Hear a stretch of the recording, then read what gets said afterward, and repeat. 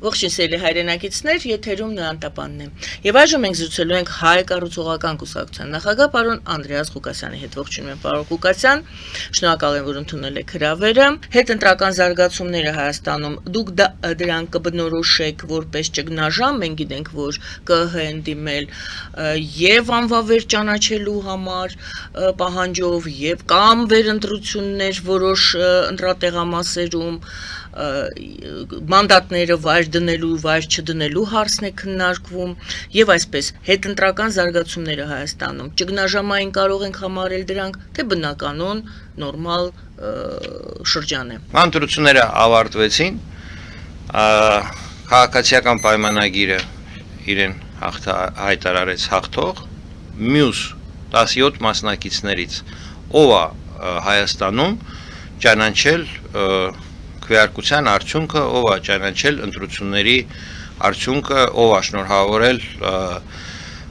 Փաշինյանին եւ քաղաքացիական պայմանագրին իրենց հաղթանակով։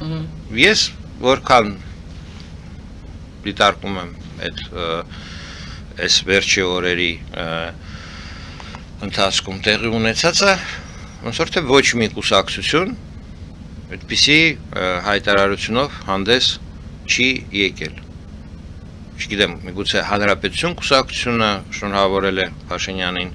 հանուն Հանրապետության կամ քրիստոնյա դեմոկրատական կուսակցությունը, ում որ կապում էին որպես գործընկեր կուսակցություններ ԿՊ-ի հետ, բայց իմ աչքին իրենց կողմից էլ շնորհավորանք չեմ տեսել պաշտոնական եւ ընտրությունների արդյունքի ճանաչում եւ այլն։ Բնականաբար, երբ որ ընտրությունները ավարտվում են, շատ կարևոր է մասնակիցների գնահատական թիվ 1 մասնակից կուսակցությունները, մասնակից ուժերը ընդունում են, որ սա ազատ, արդար, ազնիվ ընտրություններ էին, ազնիվ ձայների հաշվարկով։ Կարծես թե այսօր Հայաստանում այդ վիճակը չի։ Խոշոր ձայներ հավաքած կուսակցություններից այդ պրոռուսական օպոնենտները Նիկոլ Փաշինյանի եւ քաղաքացիական պայմանագրի Նարեկ Կարապետյանի գլխավորած, Ռոբերտ Քոչարյանի գլխավորած եւ Գալիկ Սահրուկյանի կարծես թե հայտարարել են արդեն, որ վիճարկելու են արդյունքները։ Այսինքն ուրվագծվեց այդ քայլերի հերթականությունը վերահաշվարկից հետո լինելու է ըստ իրենց ներկայացրածի նույնպես են անոնցարել ինչպես կլինի դեռ չգիտենք բողոք կենտրոնական ընտրական հանձնաժողով պահանջով չեղյալ հայտարարել ընտրությունները եւ եթե կենտրոնական ընտրական հանձնաժողովը մերժի այդ բողոքը ապա հաջորդ քայլը բողոք սահմանադրական դատարան ընտրությունները չեղյալ հայտարարելու հայցով։ Այ հիմա մենք այս իրավիճակը ունենք։ Մյուս մասնակիցներից ոմանք օրինակ Յուրգեն Սիմոնյանը հայտարարություն արեց եւ Հայաստանի շնորհապետական կուսակցությունը, որ ընտրությունները լեգիտիմ չէին։ Ես չգիտեմ դեմ եմ բոլորին կուսակցությունը ինչպես գնահատեց ամփոփեց, բայց ոնց որ թե եւ Նինա Կարապետյանցից լսել ենք մի բան, միգուցե պաշտոնական չի, բայց կարծիք որպես, մի խոսքով կա այսօր խնդիր։ Ընտրությունների գնահատումը Հայաստանում բաց հարց է։ Բացառությամբ մի կուսակցության մնացած մասնակիցները ոնց որ թե ձեռնպահ են կամ բացասական են գնահատում կամ ձեռնպահ են ընտրությունների գնահատական տալու։ Համաշխարհային, եթե արտաքին արդյունքը վերցնենք, նույն կարելի է ասել ճամբարների հստակ բաժանում, որ եվրոպական պետությունները, ԱՄՆ-ն ճանաչում են ընտրությունների արդյունքները, Ռուսաստանի Դաշնությունը, Ռուսաստանի Դաշնության գործընկեր պետությունները, ԵԱՏՄ, ոնց որ թե ձեռնպահ մնացին այդ ընտրությունները ճանաչելու։ Լռում են։ Հայաստանի համար դա աննախադեպ վիճակ է, որովհետև Այն որ եվրոպական պետությունները եւ ԱՄՆ-ն միշտ ճանաչել են Հայաստանում ընտրությունները, նույնիսկ երբ որ մարդկանց փողոցում սպանում էին, դա նորություն չի։ Դա միշտ այդպես է եղել, չէ՞։ 2008 թվականին նախագահական ընտրություններից նույնպես լսեցինք շնորհավորանքներ եվրոպական ճամբարից եւ ԱՄՆ-ից, բայց որ Ռուսաստանի Դաշնությունը ընտրությունների վերաբերյալ այսպիսի դիրքորոշում ունի, սա նորություն է։ Այսինքն ընտրությունների հետ կապված երկրի ներսում կոնսենսուսի մասին խոսք չկա, նույնիսկ չեն կարող ասել, որ մասնակիցների մեծամասնությունը ճանաչել են ընտրությունների արդյունքները, հետընտրական պրոցեսների մեջ պարզվեց, որ տվյալների մուտքը արձանագրությունների տեղամասերում ձայները հաշվում են, կազմում են արձանագրություն, մուտք են անում էլեկտրոնային համակարգ, Հայաստանում քրոնիկ վիճակ է դա, տարիներ շարունակ, սխալմամբ է արվում, ընդ որում են սխալներով, որ կարող է ազդել այսպիսի կարևոր հարցին կուսակցությունը անցնում է, թե չի անցնում խորհրդարան։ Դա ՉՊ է։ Եթե սխալները չազդեին, անցնել չանցնելու շեմի վերաբերվող չլինեին, կարող էին ասել, որ դա սխալ է, բայց չի փոխում արդյունքը, մեծամասնության քվեարկության արդյունքը, բայց երբ որ մուտքագրման տվյալները ազդում են հենց շեմա անցնելու, այսինքն խորհրդարան ձևավորելու վրա, դա ЧՊ է, մեծ ЧՊ է։ Դա այստեղ բացի ԲՀԿ-ից որևիցե այլ կուսակցություն նման խնդիր ուներ, ոնց որ թե Էլուր մնաց բացի ԲՀԿ-ից այլ կուսակցություն։ Այսինքն մի հոգի եթե կա, այդ ոչինչ լավա որ 10 հոգի չի։ Հակառակը։ Բավական է որ մեկ այդպիսի հարց լինի, որպեսզի առհասարակ կասկածի տակ դրվի ընտրությունների արդյունքը։ Ըստ ՀՀ օրենսդրության այդպես է։ Հարցս հետևյալն էր, որ սուր է այս պահին դրված հարցը ԲՀԿ-ի եւ բոլորը հետևում են ԲՀԿ-ի տվյալին։ ԲՀԿ-ի հարց չկա, կա ընտրություններին վստահության հարցը։ Ընդհանուր։ Իսկ ԲՀԿ-ի շեմա անցնելու չանցնելու հարցը դա խորհրդարանի, մեծամասնության ձևավորելու, ոչ թե մեծամասնության, այն նկատի ունեմ իշխող ուժի մեծամասնության, այլ ժողովրդի քվեարկության մեծամասնության, ում որ քվե է տվել եւ անցել են շեմը կամ ԲՀԿ-ի դեպքում հարցական է դա եւ այլն, այդ հարցն է, ոնց է ընտրական համակարգը վերից վար եւ այս իրավիճակը ինչ են տալիս։ Տալիս են հետևյալ այս պայդրության փաստը, որ չեն համընկնում եւ վերահաշվարկի արդյունքում էական շեղումներ են ի հայտ գալիս բաներից թուպից համվող, քվեների եւ կարծես թե արձանագրությունները կազմում են հատ ձայները հաշվում են բաների տեսախցիկների տակ, չէ, ոնց կարելի է այդտեղ սխալվել։ Բավականին ժամանակ ունեն այդ ամենը անելու, հատ հաշվում են, ներկայացուցիչները նստած են, արձանագրությունը կազմում են, պարկի մեջ դնում են, ուղարկում են, հետո մի քանի օրից, 2 օրից վերահաշվարկում են, պարզվում է սխալ է, ու մի հատ չէ, տասնյակ ընտրատեղամասեր։ Այդ ինչ ընտրությունների կազմակերպում է, որտեղ ձայները նորմալ չեն կարող հաշվել։ Գիտեք, հիմա ժամանակն է այդ Յոսիֆ Ստալինին վերագրում են այդ խոսքը, որ կարևոր չի ոնց են քվեարկել, կարևորը ոնց են ձայները հաշվել։ Չգիտեմ իրոք Յոսիֆ Ստալինը այդպեսի բան ասել է թե չէ, բայց իրեն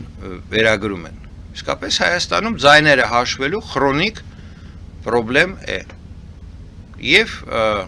իմ կողմից, իմ դիտարկումը, որ նաև մեծ հարց է, որքանով Հայաստանում սահմանափակված է բազմակի քվեարկության հնարավորությունը, տեխնիկապես որքանով է սահմանափակված։ Մեկ ընտրատեղամասում 100%-ով սահմանափակված է։ Այսինքն նույն մարդը իր մատնահետքով, տարբեր անձնագրերով, նույն անձնագրով չի կարող քվեարկել տվյալ ընտրատեղամասում։ Տեղ էլ մի փոքր բան կա, եթե լրացուցիչ ցուցակով չի քվեարկում։ Կարող է մի անգամ քվեարկել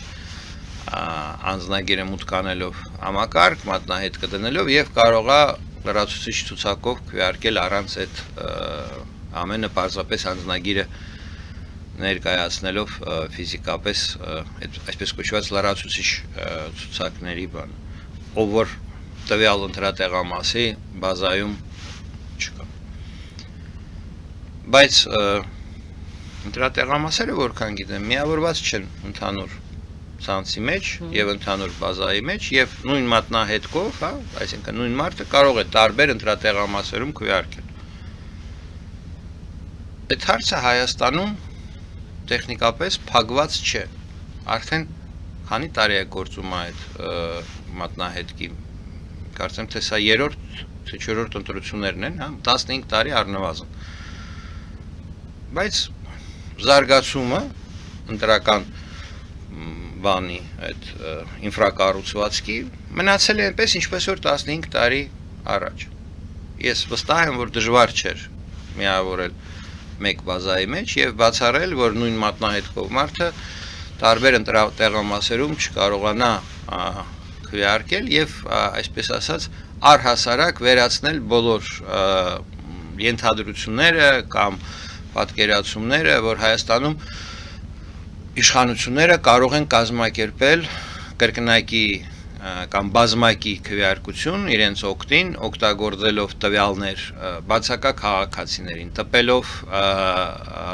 կեղծ անձնագրեր այդ բացակա քաղաքացիների։ Այն ինչ որ ես ասում եմ, նախկինում մեղադրում էին իշխանություններին այդպիսի արարքների մեջ։ Հիմա նույնպես այդ եթե տեսնում ենք բարձր մասնակցություն, այդ հարցերը ակտուալ են։ Էլ չասած, որ այդքան խոսացին ցուցակների մասին, ցուցակների մեջ որ կան մահացած, Հայաստանից գնացած եւ այլն մարդիկ, բայց շարունակում է թիվը մնալ 2.5 միլիոն, ինչ որ եղել է 20 տարի առաջ Ռոբերտ Քոչարյան, Սերժ Սարգսյան ժամանակ։ Ընտրացուցակների մասին եմ ասում։ Եվ շարունակում է այդ երևույթը, որ մարդը գալիս է ընտրատեղամաս, տենում է, որ իր տանը գրանցված է ուրիշ մարդ։ Եղել է այս ընտրություններում նույնպես այդպիսի աղազանգեր։ Այսի երևույթներ առհասարակ ազնիվ ընտրություններում չպիտի լինեն։ Հիմա ես թվարկեցի խնդիրներ, որոնք որ իհարկե մի մասն են այս ընտրություններում այդ պրոռուսական ուժերը բողոքում են, որ իրենց նկատմամբ քրեական հետապնդումներ են եղել եւ այլն։ Դա էլ է լուրջ քաղաքական խնդիր։ Ինչի է Հայաստանում զերծ իշխանությունները չիրականացրեցին լուստրացիա քաղաքական ուժերի, թույլ տվեցին, որ այդ ուժերը մասնակցեն ընտրություններում եւ կիրառեցին քրեական հետապնդումը որպես գործիք։ Լյուստրացիան դա այն գործիքն է, երբ որ զանգվածային խախտումների, հա, ընտրախախտումների վտանգ կա եւ որոշ քաղաքական ուժերին, գործիչներին արգելում են 10 տարով ընտրություններում մասնակցել, որ իրենք չմխտրեն ընտրությունները, որ ամբողջ պետությունը խնդիր չունենա հետևից վազվզել կամ հիմա տեսեք զանգվածաբար հեռախոսակցությունները քաղաքացիների լսել են։ Դա բազմաթիվ հրապարակված ձայնագրություններից հասկանալի է։ Բոլորին դատարանները պես ժամանակին տվել են բաներ, հա, այդ թույլտվություններ, սահմանադրական իրավունք է, չէ՞, գաղտնիությունը։ Այսինքն հասկանում ենք, որ հավանաբար այդ մի սահմանադրական իրավունքը այս վերջի ամիսը, 2 ամիսը Հայաստանում պարզապես չի գործել։ Ում անհրաժեշտ է եղել օպերատիվ հետախուզական, չէ, բանով լսել են, պարզ է որ հետո եթե դատարան պիտի ներկայանան հետին թվով պիտի ինչ որ որոշումներ դատարանից վերցնեն ես իմ փորձով եմ ասում իմ դեմ քրեական այդ շինծու գործի մեջ գաղտնալսման դատարանի որոշումը ակնհայտ ապօրինի դատական ակտ է հետին թվով կազմված եւ այնպիսի սխալներով որ ակնհայտ ապօրինի դատական ակտի բան ունի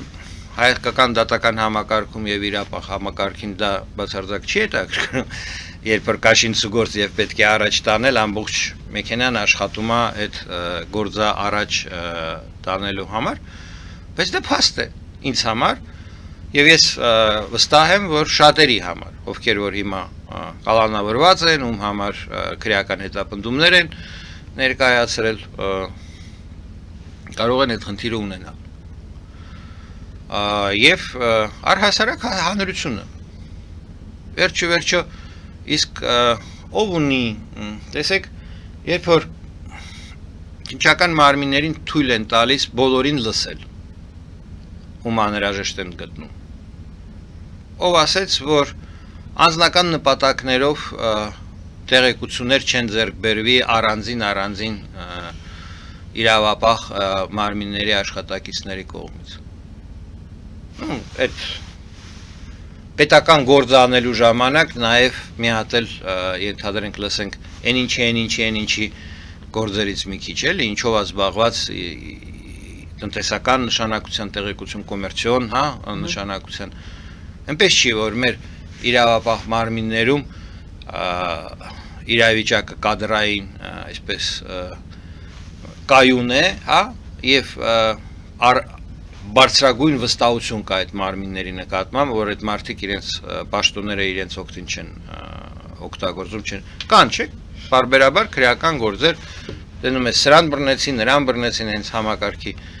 մեջից ինչ որ լևի գործ անելու համար այսինքն հանրությանը նման իրավիճակը մեծ վնաս է պատճառում անձնական տեղեկությունների իմաստով որ Հիմա ոչ մեկ Հայաստանում չի կարող վստահ լինի, որ իր գործերին վերաբերող հեռախոսային խոսակցությունները չեն լսվել։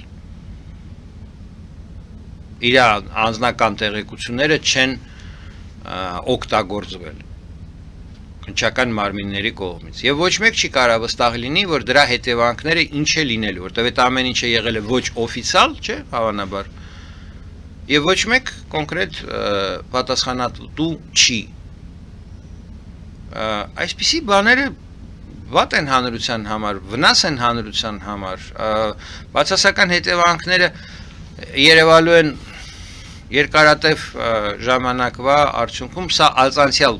խնդիրներն է, որ ասեցի, բայց ներքին ճգնաժամը, ես գնահատում եմ սա որպես ճգնաժամ, պայմանավորված է նրանով, որ եւ ընտրական համակարգը ի վիճակի չեղավ թափանցիկ եւ ազնիվ արդար, հա, ասում են ազնիվ ձայների հաշվարկ ապահովի, արդար պայմաններ ապահովի, ընտրական համակարգի մասին եմ ասում պետության մեջ ընտրական համակարգը առանձին ինքնուրույն անկախ համակարգ է, որը որ չպիտի լինի քաղաքական ազդեցության տակ, պիտի լինի չեզոք, չէ, ինքնուրույն, այսպես ասած, գործի հանուն ժողովրդի կամքը այդ արտահայտելու եւ այլն։ Եվ process-ը դեռ ավարտին չի հասել։ Այդ process-ի շարունակությունը վաղը հրապարակվելու են, վաղ ամսի 14-ն է, Կիրակի օրը, դե շարունակությունը գարնե ոնց որ թե եթե Նարեկ Կարապետյանի վերջի այդ բանը, հա, պարզապես չկրկնեմ բողոք, դատարան եւ այլն։ Մենք տեսնում ենք, որ զերծ մնացին այդ պրոռուսական ուժերը, հանրահավաքներ կազմակերպելուց, ընտրողների հետ կապը կարծես թե իմ կարծիքով կորցրեցին այս ընթացքում, որքանով հետաձգում են ինչ-որ միջոցառումներ, իմ կարծիքով դա թուլացնելու է, եթե ինչ-որ մի կետում ցանկանան հանրության հետ միասին հանդիպելու ցույց տալ համախմբում, այս հարցերի շուրջ դա արդեն այն մասշտաբը չունենա, ինչը որ կարար ունենար այս շաբաթվա ընթացքում, եթե լիներ։ Կարծում եք Կարծում եմ չեն օգտագործի դա նաև մեր հանրության բանն է, որ հատկությունը մարդիկ այսպես էմոցիա են ապրում ու հետո մարում այդ էմոցիան շատ արագ, եթե այդ պահին, հա, այս հարցով եթե ամսի 8-ին, 9-ին, 10-ին, 11-ին այս շաբաթվա մեջ չարվեց, այդ տեղի չունեցավ այդ համախմբումը, այսինքն այդ Ռոբերտ Քոչարյանը չուզեցավ հանդիպել ընտրողների հետ հանրահավաք կազմակերպել, Սամվել Կարապետյանը կամ բոլորը միասին, հետագայում իրենց ավելի դժվար կլինի մարդկանց հավաքագրել։ Նու միշտ կան կուսակցական,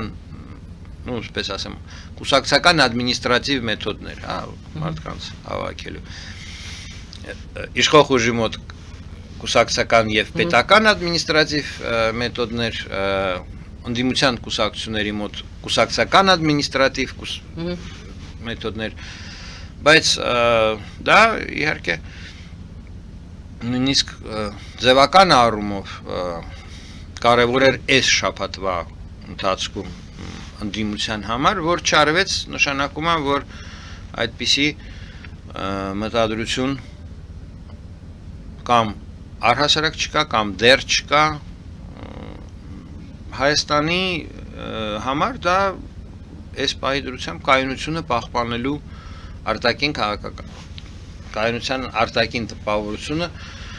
պահպանելու հնարավորություն տվեց, որ ընտրությունները անցան,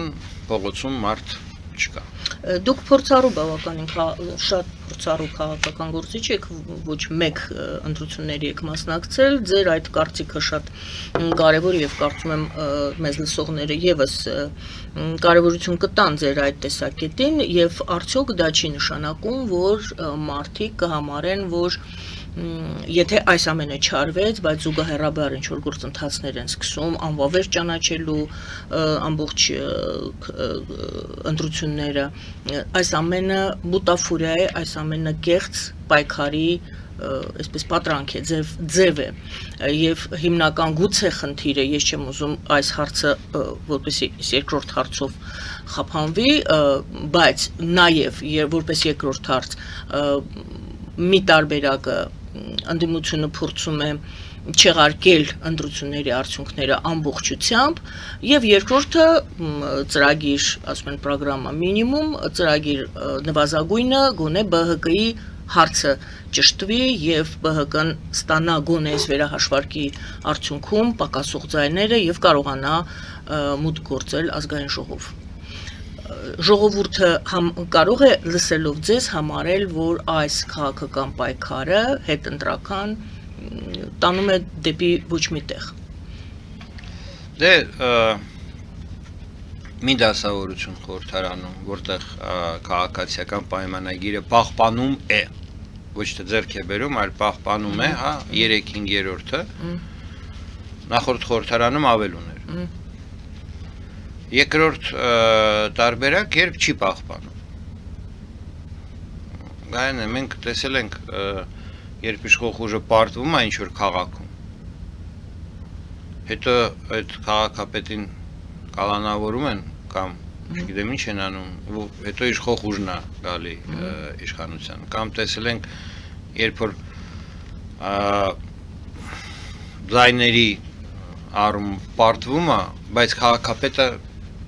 Իրանն է, Երևանում օրինակ, չէ՞։ Մեծամասնություն չունի իշխող կոալիցիան, բայց քաղաքապետը քաղաքացիական պայմանագրից է։ Մենք խորհրդարանում տեսել ենք, ոնց պատգամավորներ դուրս են գալիս իրենց ֆրակցիաներից, դառնում են անկախ պատգամավոր, չէ՞։ Այսինքն ասել, որ այսպես է ու վերջ, որ եթե խորհրդարանում ստացվի, հա, ենթադրենք ԲՀԿ-ն անցավ, 3/5-ը իշխող ուժը չունեցավ։ Այս ինչը որ տեսել ենք, տասնյակ պատգամավորների դեմ, թեկնածուների դեմ քրեական գործեր եւ այլն, հեշտությամբ այդ իշխող ուժը հանում է պատգամավորից ցանկացած հələ դեպք չի եղել, որ մերժի դատախազությանը, չէ, այդ իմունիտետը, անձեռնամխելիության իրավունքը։ Այսինքն գործիքները ազդելու, դասավորությունը փոխելու չեն վերացել, մնում են։ Դրան է միտված։ Ոչ թե դրան է միտված, այլ երբ որ չկան այդ իշխանության բաժանում, դատական, գործադիր, ֆորենսդիր, երբ որ իշխանությունը ազատ է, այսօր Հայաստանի իմ տեսակետից ամենամեծ վտանգը այն է, որ ձևավորվել է այնպիսի պայմաններ իշխող ուժի համար, երբ որ ինքը կարող է անտեսել սահմանադրություն, օրենք, ամեն ինչ։ Օրինակ Արտուր Օսիպյանի կալանավորման, քրեական հետապնդման դրվագը ինչի մասին է վկայում։ Անպատժելիության, չէ, բարձրագույն աստիճանի։ Ինչ կուզի իսկապես այսօր իշխող ուժը կարող է անել, դատարանները իրա ձեռն են, քննչական կոմիտեն իրա ձեռն է, ոստիկանությունը իրա ձեռն է, անվտանգությունը, ազգային անվտանգության ծառայությունը իրա ձեռն է, ցանկացած քաղաքացի անպաշտպան է, ում կուզենան կարան կզցնեն։ Բեմից ասում են, սրանք քաղաքական է, հա, բուրգի օպոնենտներին են ասում, սրանք կզցնենք, նրանք կզցնենք, բայց իրականում ցանկացածին կարող են կզցնել։ Հիմա ես դրա համար եմ ասում, որ Հայաստանի քաղաքացիները առավել վտանգի մեջ են գտնվում իրենց իրավունքների պաշտպանության տեսակետից, քան երբևիցե։ Հիմա կասեն, տեսեք, ընդվզում եղավ, իհարկե այստեղ շատ-շատերը, ովքեր այդ պայքարի մեջ էին Արտուր Օսիպյանի հետ կապված այդ գործում, նրանք Արտուր Օսիպյանին չէին ճանաչում, հարցը ասում էին Արտուր Օսիպյան անձը չէ, հարցը երևույթն է եւ իրավունքները, քաղաքացիները բարձրացան, կազմակերպություններ, այսինքն իրենք կողմ են Արցախում էթնիկ զտմանը, բայց Արտուր Օսիպյանի կալանավորումը ձևակերպումները այդպիսին են։ Մենք չենք ճանաչում Արտուր Օսիպյանին, բայց գնացել ենք նստածություն պայքարում ենք, որովհետև մենք պայքարում ենք երևույթի դեմ եւ հաղթանակը, այսինքն Արտուր Օսիպյանին ազատ արձակումը գնահատվեց որպես գոնե այսպես հաղթանակ, միջանկյալ հաղթանակ կամ կարելի է ասել հաղթանակ, համենայն դեպս Արտուր Օսիպյանին ազատ արձակվեց։ Տեսեք, ազնիվ հասարակական իրավապաշտպան գործիչը Հայաստանում կարող է անտարբեր մնալ Ադրբեջանի կողմից մեր հայրենակիցների իրավունքների, մարդու իրավունքների կոպիտ ոտնահարման հարցում։ Կարող է, մարդ կարող է իրավապաշտպան լինել եւ անտարբեր մնալ, որ Ադրբեջանում, Վրաստանում, չգիտեմ, Բուրկինա Ֆասոյում տեղի են ունենում մարդու իրավունքների խախտում։ Ամեն օր Ադրբեջանում 300 քաղբանդարկյալ կա պաշտոնապես։ Հայաստանի իրավապաշտպաններին դա չի հետաքրքրում, իրենց առարկան չի։ Բայց եթե Ադրբեջանը խախտում է մեր հայրենակիցների մարդու իրավունքներն ու ազատությունները, իրավապաշտպանները ո՞նց պիտի դրան վերաբերվեն։ Ես չեմ լսել մեր իրավապաշտպանների այն աստիճան ձայնը, հա, իրենք միացել են Freedom House-ի կողմից պատրաստված մեծամասնությունը գրեթե բոլորը զեկույցի, որտեղ որ գնահատական է տրված, որ Արցախում էթնիկ զտում է կատարվել։ Բոլոր ում գիտեք, ստորագրությունները այդ զեկույցի տակը կան։ Այդ դեպքում իրենք չեն կարա լուր մնան Վաշինգտոնում ամսի 8-ին նախաստորագրած խաղաղության պայմանագրին։ Պիտի դեմ խոսան, ասեն, սա անարդար պայմանագիր է, որովհետև այս մարդու իրավունքների խախտումը բան է անում, թողում է առանց հետևանք։ Դուք լսում եք իրենց ձայնը, ես չեմ լսում։ Ես չեմ լսել, որ մեր իրավապաշտպան, քաղաքացիական հասարակության ներկայացուցիչները դեմ դուրս գան Վաշինգտոնում անցյալ տարի օգոստոսի 8-ին քննված նախաստորագրված պայմանագրին այն մասով, որ դա խախտում է Արցախում բնակվող հայերի, Արցախի հանրապետության քաղաքացիների, հա, նախկին այդ իրավական, օրինական իրավունքները եւ ազատությունները։ Չեմ լսել։ Դուք լսել եք։ Միգուցե ես ինչ որ բան բաց եմ թողել։ Բազմաթիվ պետիցիաներ են եղել եւ այլն։ Մարդկանց Այսինքն ձեր հարցը հետեւյալն է, ինչու տվյալ դեպքում, որ դուք թվարկում եք Շնորհակալ ենք, այսպես ասեմ, բոլորին, ովքեր որ աջակցեցին Արտուր Օսիպյանի խափանման միջոցը փոխելու։ Քրեական հետապնդումը մնաց, խափանման միջոցը փոխելու։ Բայց դա այսպես ասած մարդասիրական, բայց հասարակական քաղաքացիական դիրքորոշման մասին եմ ես ասում։ Արտուր Օսիպյանը ով է։ Մարդ ում ազատություններն ու իրավունքները Ադրբեջանը խախտել է։ Հայաստանի իշխանությունների դիրքորոշումը ո՞րն է։ Ինչի առաջացավ այդ կոնֆլիկտը, չէ՞։ Եվ երբ որ մարդիկ պես հայտարարություններ են անում, ես համաձայն չեմ Արտուր Օսիպյանի մտքերի հետ, բայց ենթադրենք ստորագրել եմ իր համար կամ ինչ որ բան եմ արել, ես այդ առումով, այդ կապակցությամբ ուզում եմ ասեմ, որ այո, կարան լինեն մարդիկ, բայց այդ մարդիկ քաղաքացիական հասարակություն չեն կարող համարվել ըստիս։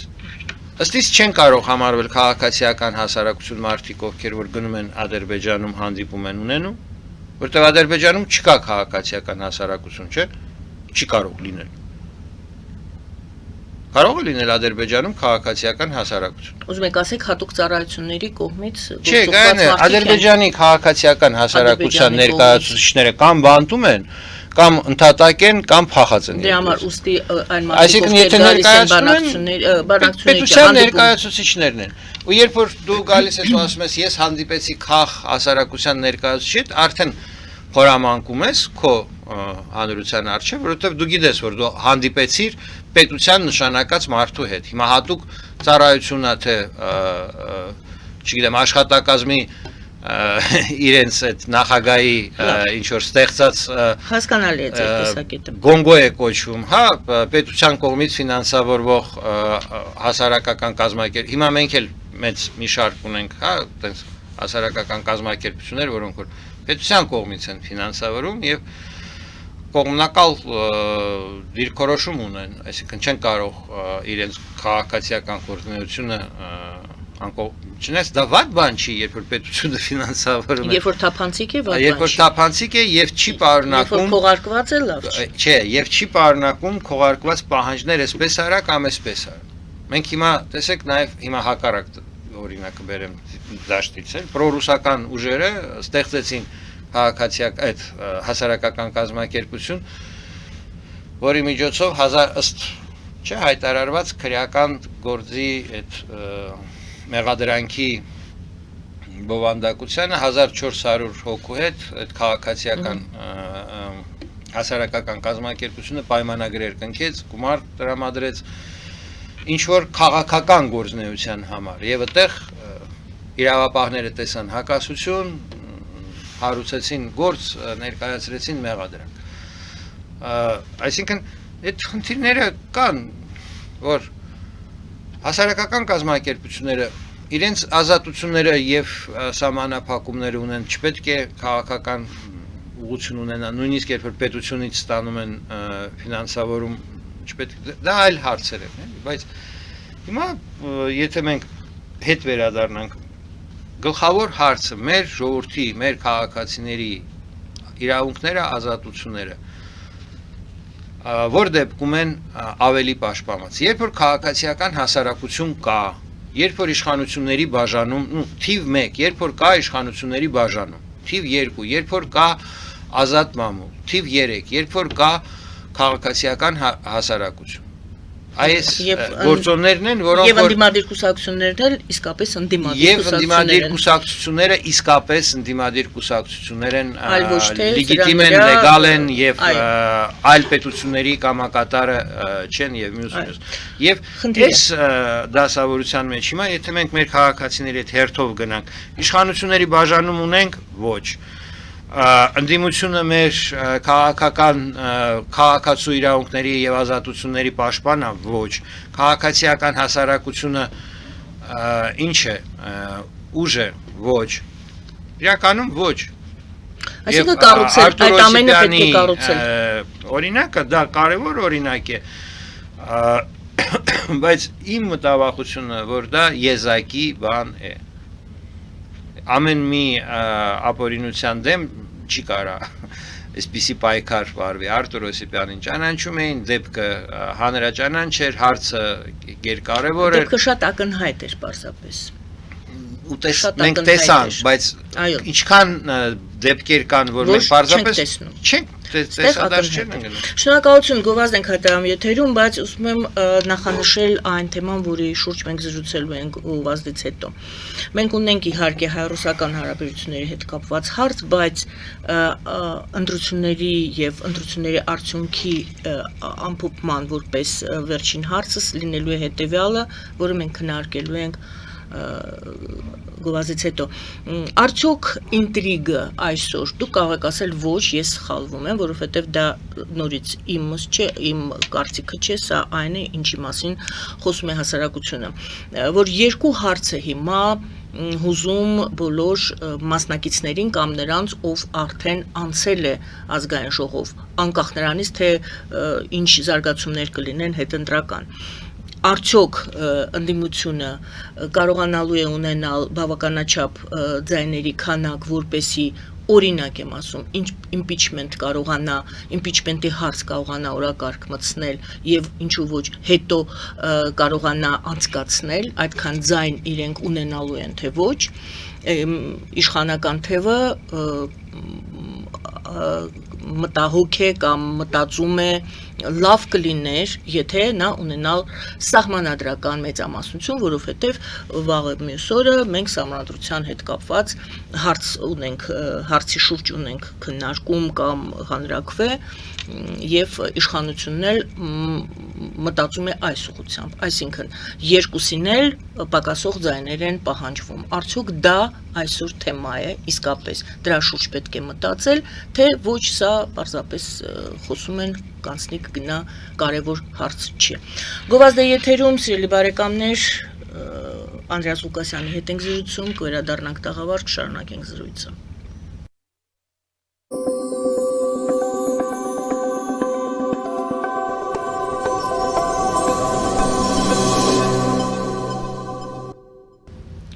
Սիրելի բարեկամներ, Հայ-կառուցողական կուսակցության նախագահ Անդրեաս Ղուկասյանի հետ ենք զրուցում եւ այսպես պարոն Ղուկասյան, արդյոք ինտրիգը այսօրվա խորհրդարան անցած կուսակցությունների քաղաքական ուժերի այն է, որ ընդդիմադիր կուսակցությունները, ընդդիմադիր ուժերը փորձում են ունենալ բավականաչափ ձայներ, տեղեր որպեսի մանդատներ, որպեսի պետք եղած ժամանակ կարողանան միահամուռ հանդես գալ այս կամ այն հարցի շուրջ, օրինակ impeachment-ի, որը անցած այս ներկայիս խորհրդարանի պայմաններում նրանց չհերիքեց երկու ձայն կարծեմ, երկու ձայնի պակաս ունեին, եւ հակառակը արդյոք Նիկոլ Փաշինյանին անհրաժեշտ չէ հավաքել սահմանադրական մեծամասնություն,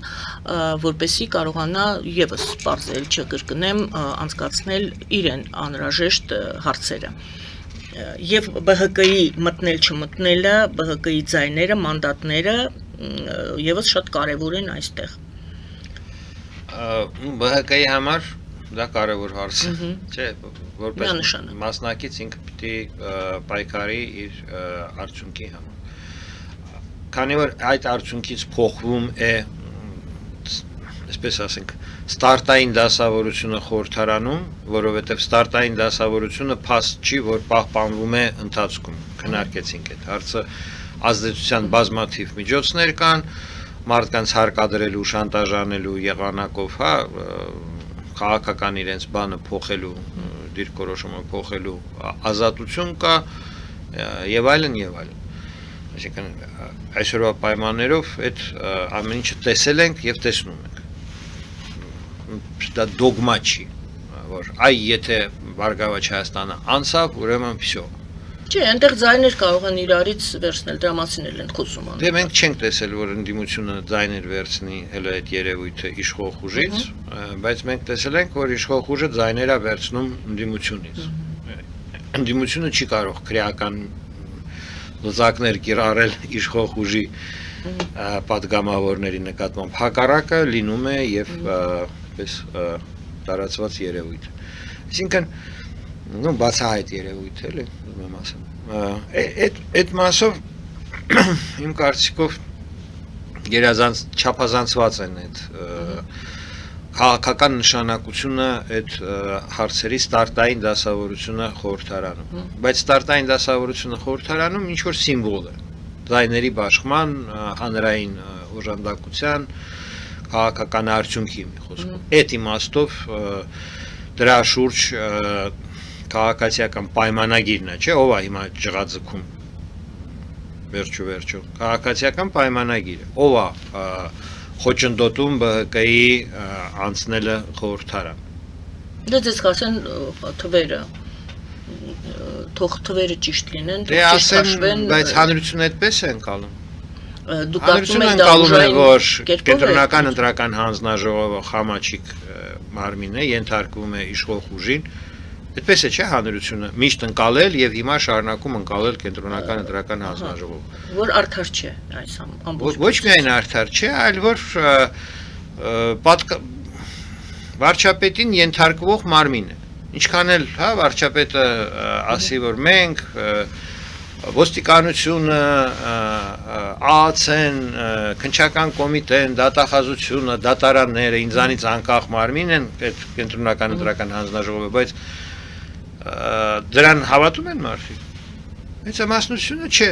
Նամանավանդ պարբերաբար էլ վարչապետը ասում է, այդ ինչ դատարանա, որ կարա մեր դեմ որոշում կայացնի, այս դատավորները եթե սենց ապա մենք իրենց սպառնում է, չէ, աչուձախ քրեական։ Մի խոսքով դուք ասում եք, որ դա այդքան էլ սուր չի դրված impeachment-ի։ Ես ասում եմ, որ հասարակությունը ընկալում է հետևյալը։ Իշխող ուժը խոչընդոտում է ԲՀԿ-ի խորհրդարան անցնելու փաստը ճանաչելուն եւ իր բոլոր միջոցները կիրառում է, որ ԲՀԿ-ին չթողնի խորհրդարան մտցնի։ Դա հանրությունը ընկալում է, որ դա անում է իշխող ուժը, ոչ թե կենտրոնական ընտրական հանձնաժողովի հետ ԲՀԿ-ն խնդիր ունի, էլի։ Շնորհակալություն եւ հաջորդ հարցը։ Բայց ամփոփենք այդ հարցը, հասկանանք, որ ստարտային դասավորությունը էական է այդքանով, ինչքանով ինքը ֆիքսում է քվեարկության արդյունքը։ Իսկ ինչ կլինի հետագայում, վաղը իշխանությունը, եթե այսօր Գագիկ Ծառուկյանին նստեցնելու սպառնալիք լսել եք անձամբ վարչապետից։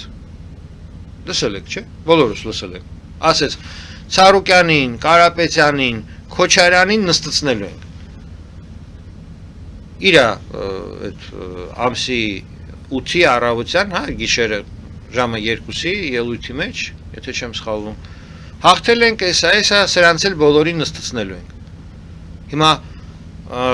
ուզում եմ ասեմ, այս, չէ, մթնոլորտի մեջ ենք մենք ապրում, երբ որ 3 օրը մեկ վարչապետի շուրթերից հնչում է սրան նստեցնելու ենք, սրան նստեցնելու ենք, սրան նստեցնելու ենք եւ այլն այս ձևի սպառնալիքներ։ Եվ այդ առումով հետագան խորհրդարանի կյանքը պիտի ցույց տա, այսինքն դա կախված է այլ բաներից, ժողովրդի քվեի հետ կապ չունի։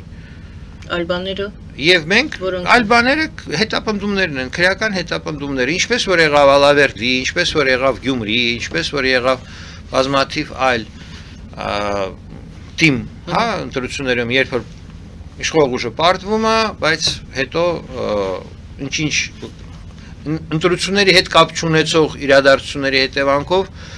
գալիս է Վարդան Ղուկասյան, հա, Գյումրի Վարդան Ղուկասյանն այդ օրինակներից մեկը։ Շնորհակալ եմ, մեզ շատ քիչ ժամանակ է մնում է ABC TV-ի եթերում, սիրելի ABC TV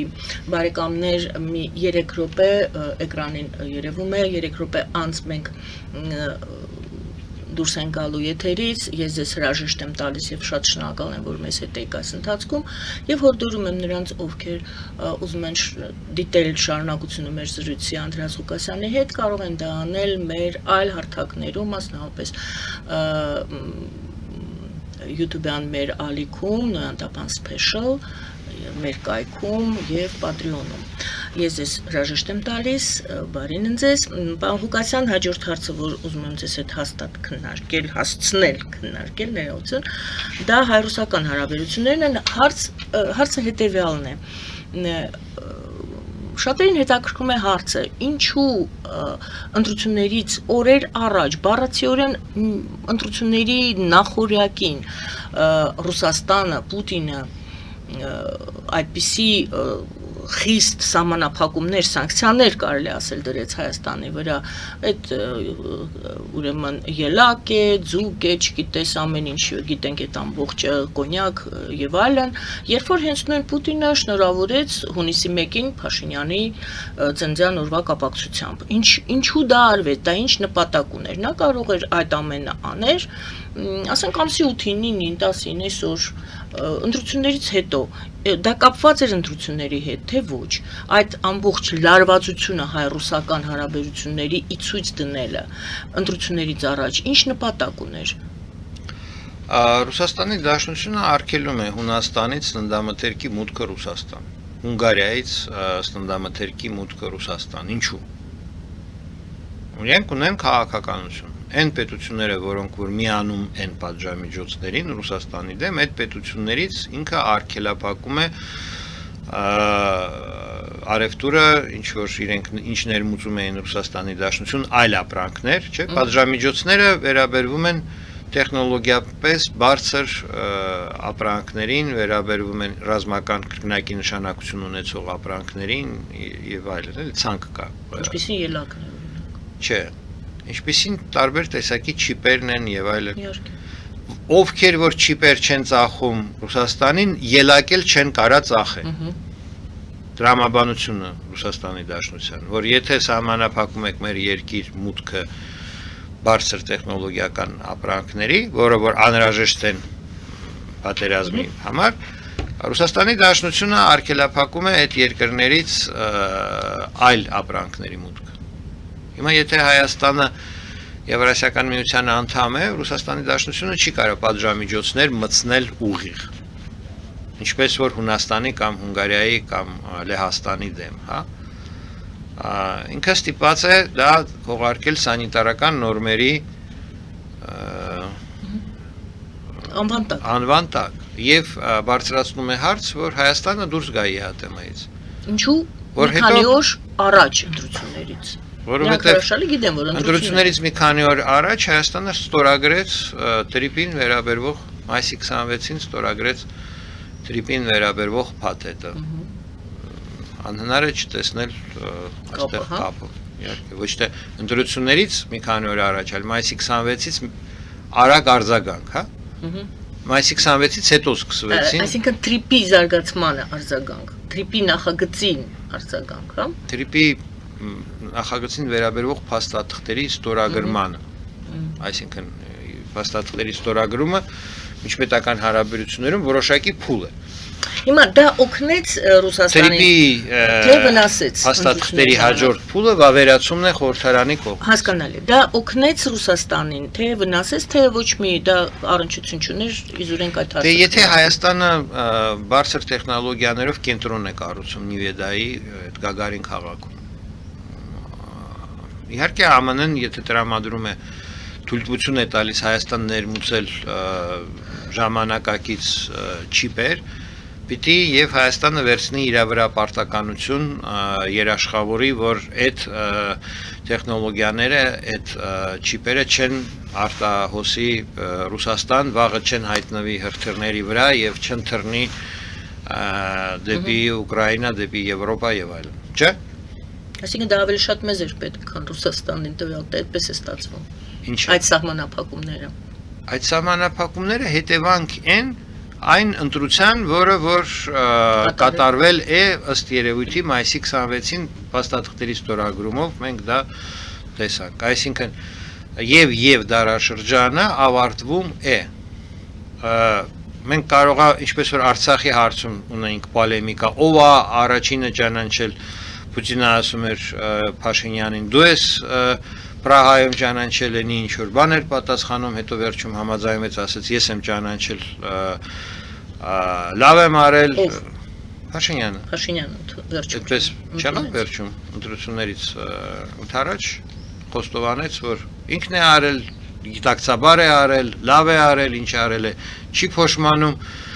այդ էթնիկ զտումը արդեն իր պատասխանատվության հարցը չի իսկ հիմա մենք ունենալու ենք երևի այդ տեսակ դիսկուրս ով է առաջին արել խի արել այդ process-ը լինում է բայց փաստ է որ եւը հիմա ավարտվեց կամ պիտի արդեն մոդելը գործի քաղաքացիական պայմանագրի առաջնորդը դեռ շարունակում է պնդել որ եւը հնարավոր է շարունակել միգուցե ունի ինչ որ հիմքեր այդպես պնդելու բայց այն ինչ որ սեղանի վրա դրված է այսօր եւ ես նկատել եմ որ Հայաստանում շատ մարդիկ ընդվզում են որ ոնց բան Հայաստանը պիտի ունենա իրավունք եւ Եվրոմիության հետ ինտեգրվելու եւ ԵԱՏՄ-ի հետ հարաբերությունները պահպանելու դա էլի օրինակով պիտի բերեմ օրինակ Բրիտանիայի ժողովրդի որոշումից դուրս գալ ԵԱՏՄ-ից մինչև դուրս ԵՄ-ից մինչև դուրս գալը որոշակի ժամանակ անցավ չէ կոչվում է անցումային փուլ եւ Հայաստանի եւ ԵԱՏՄ-ի միջև նույնպես պիտի լինի ինչ որ անցումային փուլ բայց կողմերը պիտի հստակ հասկանան որ այդ անցումային փուլը որը սկիզբ ունի ու ավարտ ունի Brexit-ի նմանություն այո ինչ որ միջազգային այսպիսի միավորից դուրս գալը չի կարող լինել արագ Պարոն Ղուկասյան ճգնաժամ է սա այո ճգնաժամ է որովհետեւ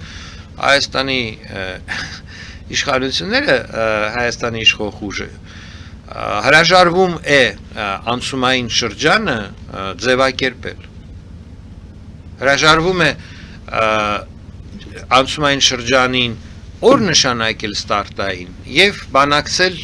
ավարտի վերաբերյալ այդ process-ը 5 տարի կարա լինի 3 տարի կարա լինի դա արդեն կողմերի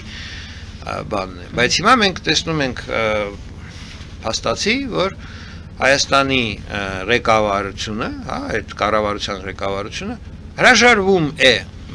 հայտարարել երբ է լինելու անցումային փուլի մեկնարկը։ Դա տարօրինակ է եւ դա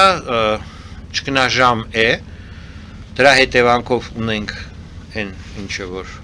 հիմա ունենք, որովհետեւ ես նորից ասում եմ, եթե Հայաստանը արդեն իր վրա վերցրել է պարտավորություն սահմանափակել դեպի Ռուսաստան այդ տրանզիտը Եվրոպայից, որով որ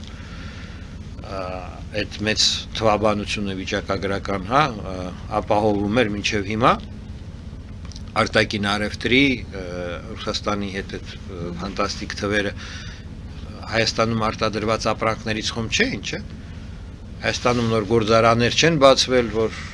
զանգվածային Ռուսաստան ապրանք տարվի ճանապարհները լիքը չեն բեռնատար մեքենաներով որ ասես նոր ապրանք դա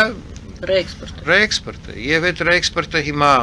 եթե Եվրոպայի եւ ԱՄՆ-ի պահանջով սահմանափակվում է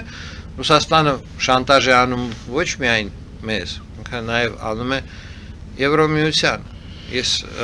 այդ օրինակն եմ բերում տեսեք երբ որ Արցախ շրջափակման մեջ էր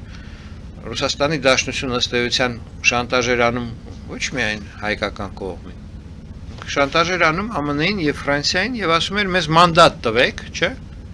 Ադրբեջանական պսևդոէկոլոգները փակել են ճանապարհը, ռուսական զինվորները անզոր են մանդատ չունեն,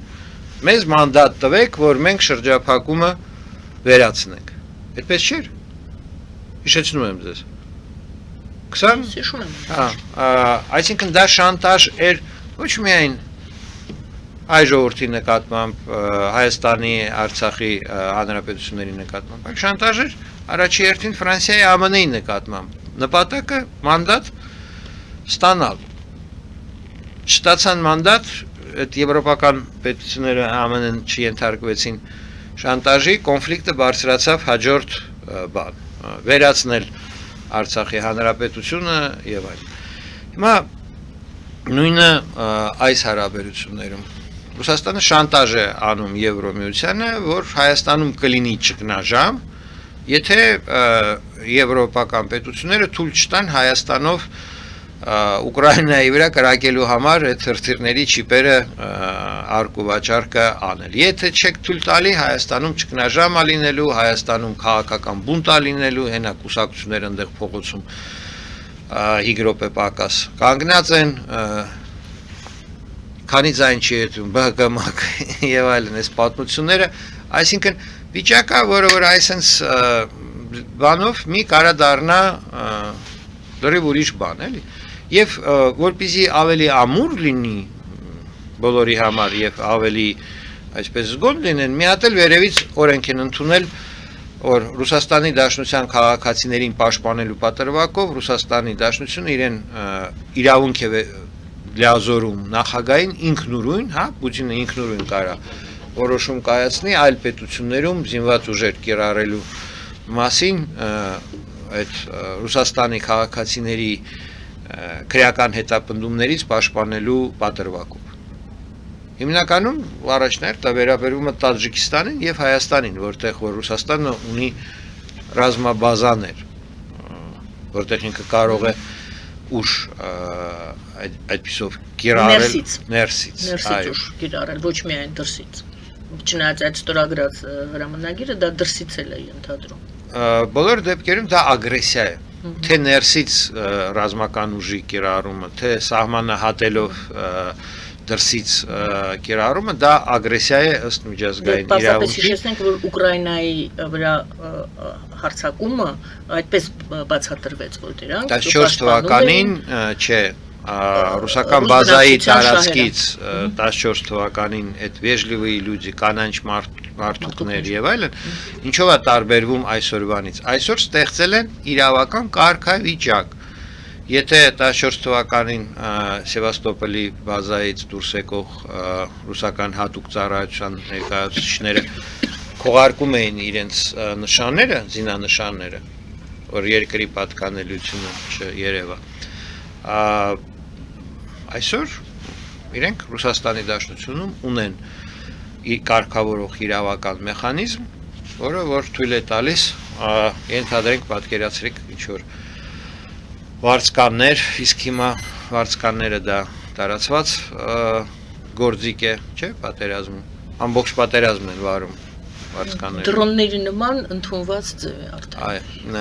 Նորություն է։ Գալիս են Հայաստան, անհրաժեշտ պահին գնում են, ստանում են զենք ռուսական բազաներից, խփում են զինանշանը, ընդեղից օրենքը եւ ահա ռազմական, այսպես ասած, օպերացիան կարող է սկիզբ առնել։ Հիմա իմ կարծիքով Ռուսաստանին առաջինը պետք է հարկավոր լինի նման օպերացիա իր ներքին անհրաժեշտությունների։ Երկրորդը ինքը պիտի ի վիճակի լինի նման օպերացիա իրականացնելու։ Հայաստանում իմ կարծիքով բոլոր պայմանները այդպիսի օպերացիա անցկացնելու համար կան, տեխնիկապես կան, քաղաքական առումով ստեղծված են։ Երկրում ներքին ճգնաժամ կա, ընտրությունների շուրջ անհամաձայնություն կուսակցությունների, արտաքին ճգնաժամ կա ԵԱՏՄ-ից դուրս գալու հարցի շուրջ տնտեսական, հա, տարաձայնություններ։ Այստեղ ոչ թե տնտեսականն է, այլ Հայաստանը իր նորից եմ ասում, Հայաստանից պահանջում են ներկայացնել ԵԱՏՄ-ից դուրս գալու մեկնարկի օրը։ Որը կհանգեցնի, դուք համարում եք, սոցիալ-տնտեսական ճգնաժամի։ Դե այս պահին ես մատնացություն անում, որ քաղաքական ճգնաժամ է, որը այո, սոցիալ կհանգեցնի, թե չի հանգեցնի, դա այլ հարց է։ Դե հաշվարկը դրա վրա է, երևի թե։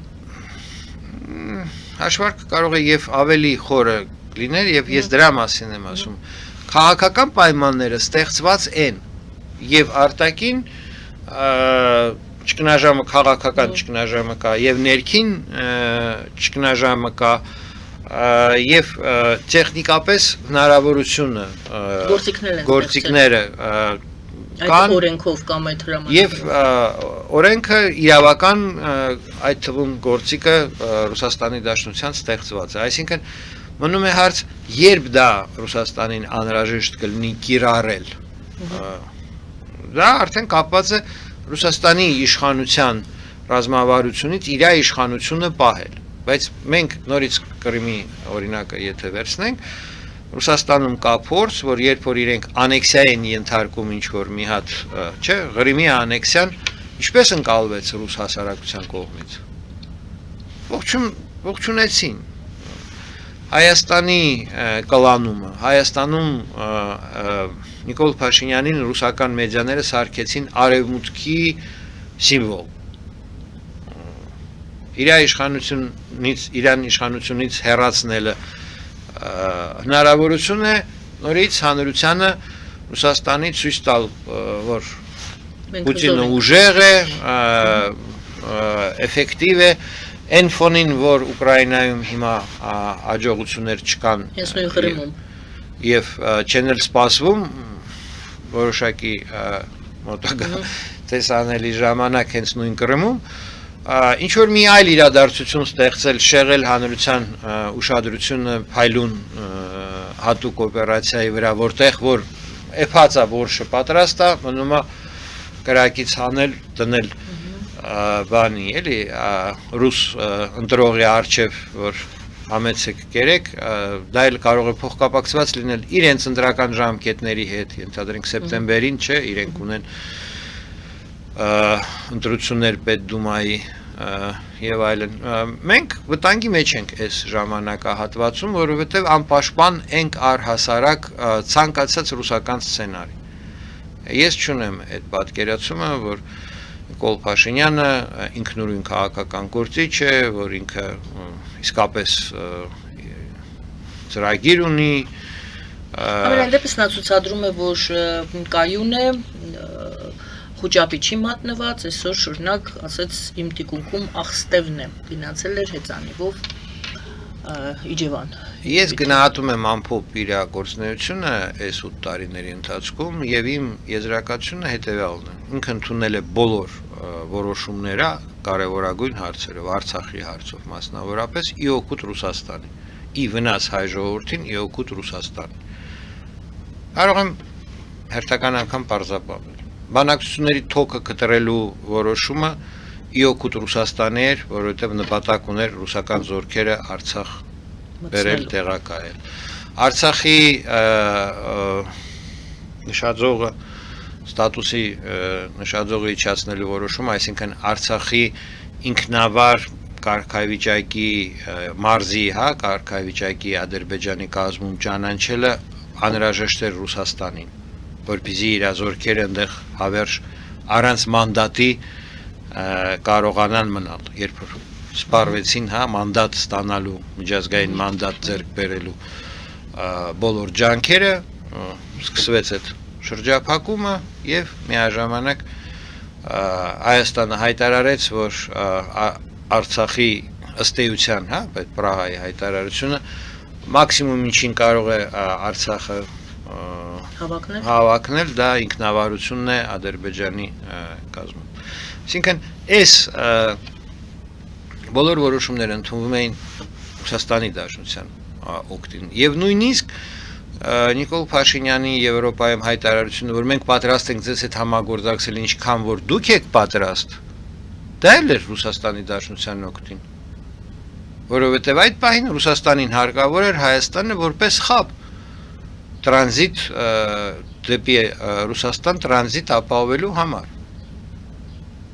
Հայաստանը ինչ շահեց նրանից, որ Եվրոպայից ապրանք մուտք եկավ Հայաստան եւ հետո դուրս եկավ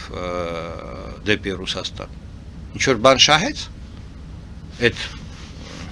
վիճակագրական թվերից բացի դա աշխատատեղ ստեղծեց, դա եկամուտ ստեղծեց, դա հարկ ստեղծեց։ չէ։ Այդ ամբողջ Ռուսաստանի Դաշնության հիմնականում համար էր եւ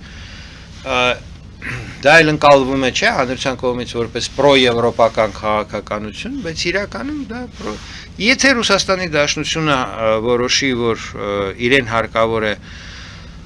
այսպես ասած ցույց տալ ուժը Հայաստանում եւ Նիկոլ Փաշինյանը պիտի հեռանա, Նիկոլ Փաշինյանը իմ կարծիքով հանգիստ կհեռանա այդ դրամաբանության, հա,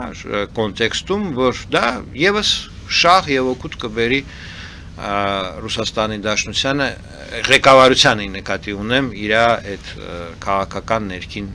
հարցերում։ Ես այդպիսի վտանգ տեսնում եմ եւ համաձայն չեմ այն բոլորի հետ, ովքեր որ ասում են, որ Հայաստանը դիմադրություն կարող է ցուցաբերել պետական մակարդակով ռուսական միջամտությանը, բանակով, ԱԱՑ-ով եւ այլն, միշտ հիշեցնում եմ, տենց մի հատ ֆիլմ կար, որ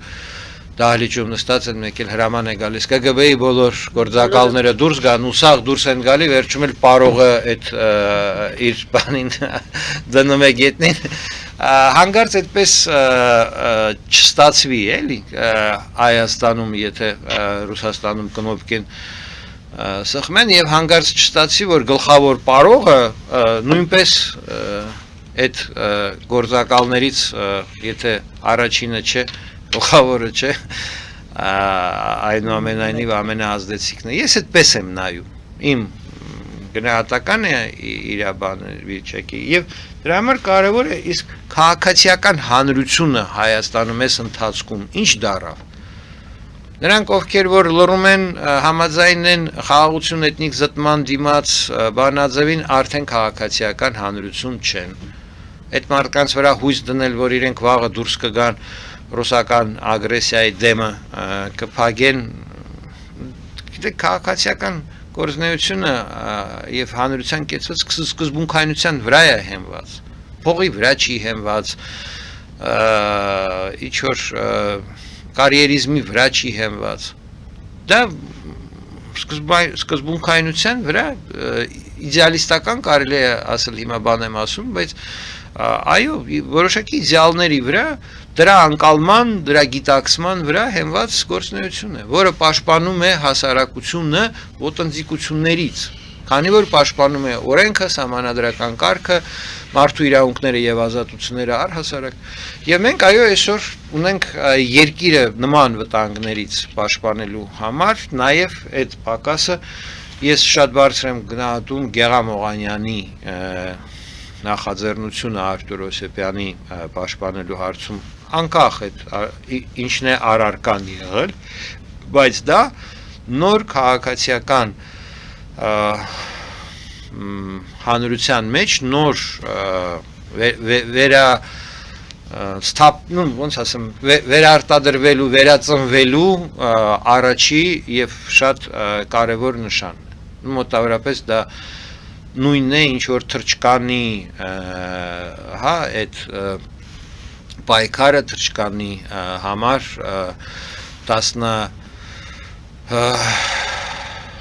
14 թվականին, հա, չէ, 11 թվականին,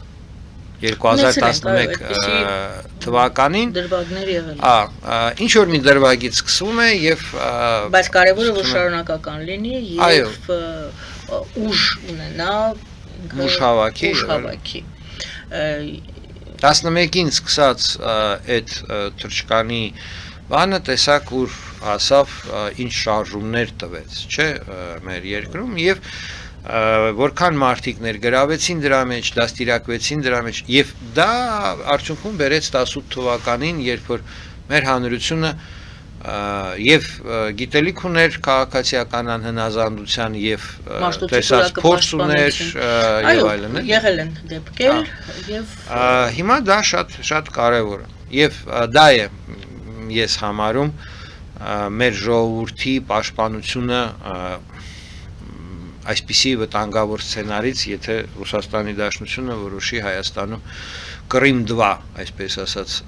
իրականացնի, իրականում այդ Գեղամ Օղանյանի նման մարդիկ, Արտուր Օսիպյանի նման մարդիկ են հենարանը մեր պաշտպանությունը այդ ձևի բաներից։ Շնորհակալություն։ Շնորհակալ եմ այսօրվա զրույցի համար, բայց այնուամենայնիվ ճիշտ է երկարեց մեր զրույցը մեկ հարց եւս պետք է տամ։ Այդ քաղաքական կուսակցությունների ցանկում մենք խոսեցինք այն մասին, որ այո, քաղաքացիական ակտիվությունը, գիտակցությունը կարևոր է, բայց նաեւ նշեցիք, որ անկախ մամուլը պետք է լինի եւ պետք է լինի առողջ ընդդիմություն։ Այդ ցանկում դուք տեսնում եք քաղաքական ուժեր, որոնք այդ ուժը ունեն, իսկապես ուժ են, քաղաքական ուժ են եւ կշարունակեն պայքարը եւ մենք կարող է դրա հիմքն ենք տեսել արդեն կամ կարող ենք տեսնել, որ կա քաղաքական ուժ, որը իրապես ընդդիմություն է։ Դե ինչ որ ասեցիք դաղում ես չեմ դասագրքային ճշմարտություններ են այդ ընդդիմության եւ բաների մասին դա անկախ մամուլ բոլորին հայտնի այսպես ասած անվիճելի բաներ են։ Այո, նոր կուսակցությունները բնականաբար դա այն քաղաքական թիմերն են, միավորներն են, որոնք որ այսօրվա դրությամբ քաղաքական առումով շատ կարևոր են, որովհետև հիմա տեսեք ես լիովին համաձայն եմ Փաշինյանի այն հայտարարության հետ, որ պրոռուսական ուժերը պիտի 4% շեմը իրականում չանցնեին։ Բայց ես նաև համարում եմ, որ քաղաքացիական պայմանագիրն էլ պիտի 4% շեմը իրականում չանցներ։ Բայց դեպքում Սերժ Սարգսյանի հարցը բա ով անցներ 13 թվականին հիշում եք, երբ որ Ռաֆին ասաց, որ երկրորդ փուլ պիտի լինի, հա, միտքը դա էր, որ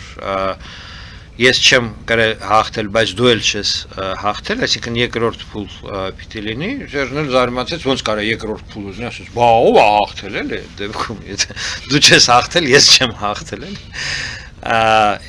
Նույնը եւ հիմա այստեղ բա ով պիտի հաղթի։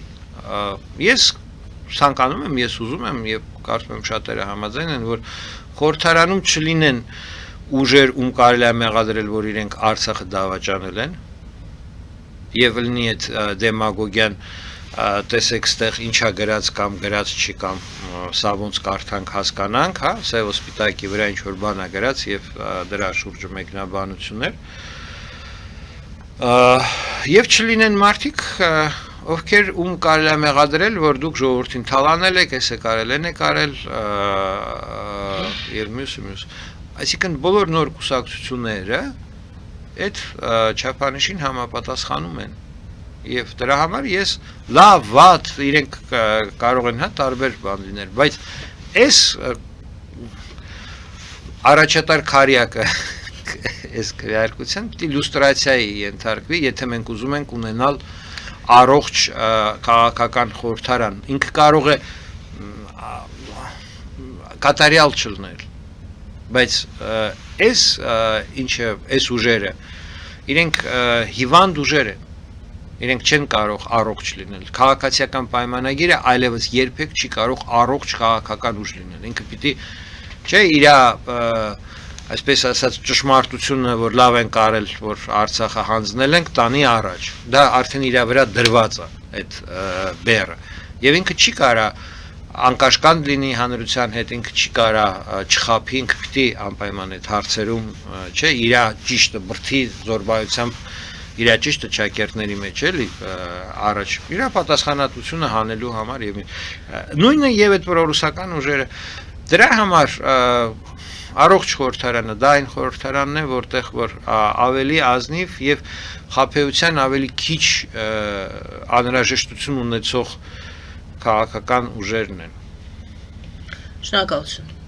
Ես եմ շնորհակալ։ Շնորհակալություն Սիրելի բարեկամներ, Անդրեաս Ղուկասյանի հետ ենք զրուցում Հայ կառուցողական կուսակցության նախագահի զրուցվար մեր Գայան Արաքելյանը, բարին ձեզ։